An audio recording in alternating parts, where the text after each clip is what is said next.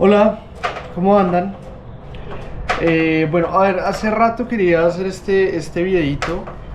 Eh, no había podido pues por todo el tema de Texcoco y bueno, no había tenido tiempo, pero hoy dije, venga ya, no leemos más largas el asunto, hagámoslo hoy. Entonces, hoy voy a hablar de qué es el FTP, ¿no? Entonces, esta es una métrica muy, digamos, muy típica del ciclismo, pero yo creo que es aplicable a cualquier disciplina, a cualquier deporte, a cualquier actividad física, ¿no? Sobre todo por los principios, eh, digamos, que trata de capturar esto. Entonces ya va a quedar más claro a qué me refiero. Entonces, el FTP, por sus siglas en inglés, me perdonarán ahí mi mala pronunciación, el FTP significa Functional Threshold Power, ¿no? Es decir, es el límite de potencia funcional. Entonces, en el ciclismo, ¿cómo se mide? Hay muchas maneras y digamos que métodos demás.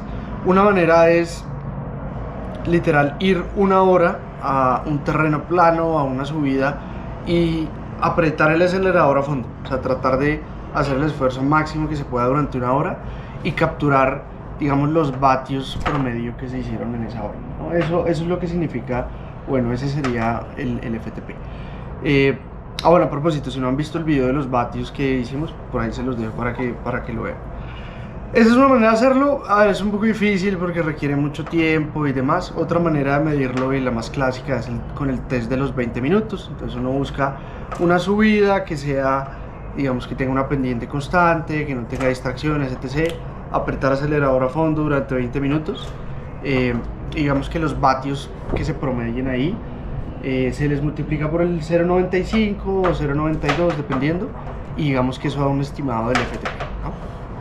A ver, pero eso no es lo interesante de esto. Yo creo que lo interesante es lo que busca capturar el FTP y que es aplicable a cualquier disciplina, ¿no? Entonces, el objetivo principal de esto es saber cuál es ese límite de intensidad. Entonces, no importa que sea vatios, o sea, cuál es el límite de intensidad en el que el cuerpo es capaz de limpiar todos los productos generados por el esfuerzo, ¿no? Por la fatiga, digamos que mantenerse en un estado neutro, ¿no? Entonces, si yo hago una intensidad mayor a mi FTP, yo voy a estar produciendo mayores desechos que los que el cuerpo es capaz de limpiar. Y si estoy en una intensidad menor, pues digamos que los limpio mucho más rápido. Entonces, en esencia, eso es lo que captura, lo que busca capturar el FTP, y por eso digo que es inherente a cualquier actividad física, porque, o sea, mide ese nivel de intensidad en el que el cuerpo es capaz de limpiar y ya por encima se acumulan más desechos o menos desechos. Entonces, ¿cuáles son los principales desechos y cómo se generan? Entonces, acá tenemos que entrar a digamos, a un concepto súper interesante, y es el tema de la producción de energía, ¿no? Entonces, cuando yo estoy, voy a hacer una actividad física, ¿qué es lo que pasa? Pues que el cerebro manda una señal a los músculos: venga, contráigase, genere movimiento de brazos para boxear, o de las piernas para pedalear, y entonces los músculos, para ejecutar esa orden del cerebro, necesitan una fuente de energía, ¿no? Que es el famoso ATP, ¿no? El adenosín trifosfato que tanto se veía en el colegio.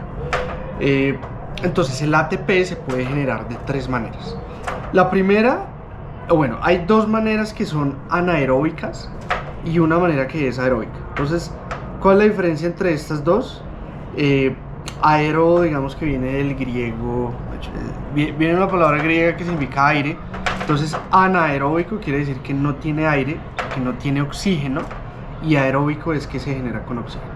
Entonces, rankeadas 1, 2 y 3 entre las que más generan energía, las que menos generan energía y también las que menos son sostenibles en el tiempo a más.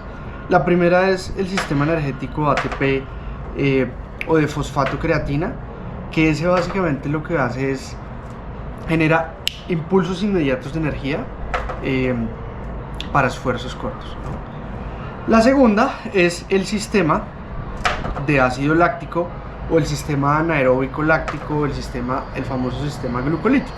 Entonces, este sistema no genera, digamos, no utiliza oxígeno para generar energía, pero puede generar mayor energía que el primer sistema. Sin embargo, el desecho principal de este sistema es el famoso ácido láctico. No se genera ácido láctico de manera directa, pero sí se termina convirtiendo el ácido láctico. Y finalmente el último sistema es el aeróbico, que pues usa oxígeno para generar energía. Entonces, así se vería más o menos como el uso de estos sistemas de acuerdo a la intensidad.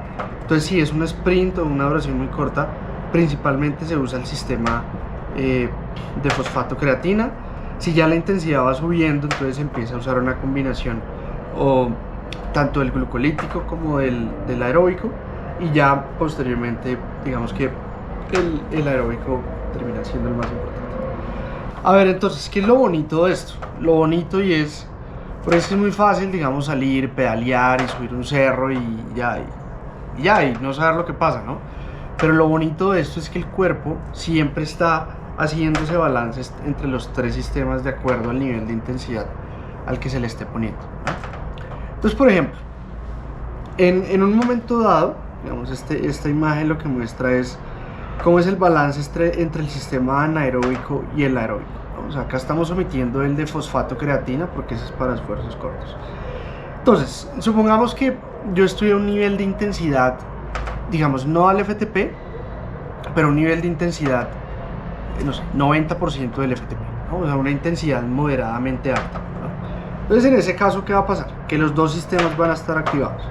Entonces, el sistema anaeróbico, ¿cómo funciona a grandes rasgos? Lo que hace el sistema anaeróbico es coge el glucógeno que está almacenado en los músculos y digamos que le aplica un montón de procesos que no vamos a entrar a detalle y genera energía, ¿no? Genera ATP.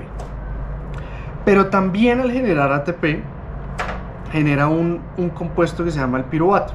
Entonces ese piruvato, digamos que puede tomar dos caminos, ¿no? O ese piruvato entra al sistema aeróbico y digamos que sirve como un combustible para que el sistema aeróbico genere energía, o genera lactato, que ese lactato después se termina acumulando en la sangre, y pues es lo que el FTP trata de medir, ¿no? Ese nivel en el que se logra limpiar ese lactato.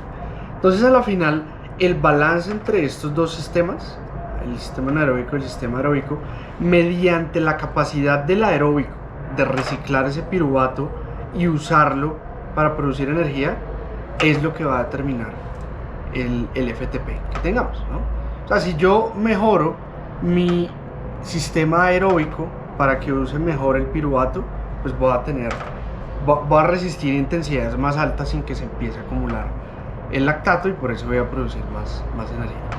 Entonces, al final, eso es el FTP. El FTP lo que busca medir es ese nivel de intensidad en el que hay un balance entre el sistema anaeróbico y el sistema aeróbico en términos de utilización del piruvato para que no se acumule tanto lactato, ¿no? Ahora, ¿qué es lo interesante de esto? Que una vez uno ya conoce el FTP, digamos que uno puede ajustar la intensidad de los entrenamientos para atacar uno u otro sistema de los que estamos viendo acá. Entonces, por ejemplo, estas son las zonas, digamos, de entrenamiento propuestas por Andrew Kogan, que digamos que es como uno de los científicos deportivos que más ha aportado al tema del ciclismo, ¿no? O sea, él es el creador de un libro llamado Entrenando y compitiendo con potenciómetros. Él es el creador también del famoso TSS, el Training Stress Score, que dice un montón de cosas que de pronto en un futuro podemos hablar de eso. Entonces él propone estas zonas de entrenamiento, y digamos que cada zona, de acuerdo a la intensidad, busca atacar principalmente un sistema, ¿no? Entonces la zona 1 es más o menos del 55% del FTP hacia abajo, principalmente es aeróbica. La zona 2 es del 56 al 75, principalmente aeróbica. Zona 3, 76 al 90, principalmente aeróbica. Y ya entonces aquí empieza a contribuir la 4 hacia abajo, el sistema anaeróbico. Entonces en la zona 4, que es esa zona, digamos, justo alrededor del FTP, están contribuyendo los dos sistemas principalmente.